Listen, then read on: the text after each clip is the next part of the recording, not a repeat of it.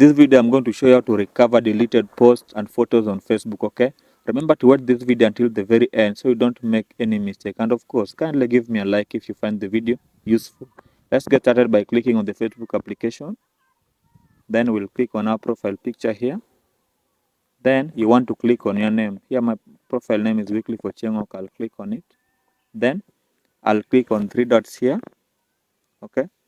Then I'll locate archive, this one here, okay, this one. After doing this, I'll click on the recycle bin. The post will be in the recycle bin. Then this is the post that I want to recover. I just select on the post. You can select all the posts here or just the single post that you want to delete, okay? Then you can further click three dots here, then delete the post permanently from Facebook. Okay, you can see items to delete can't be restored. Delete it. Thank you guys. Let's meet in the next video.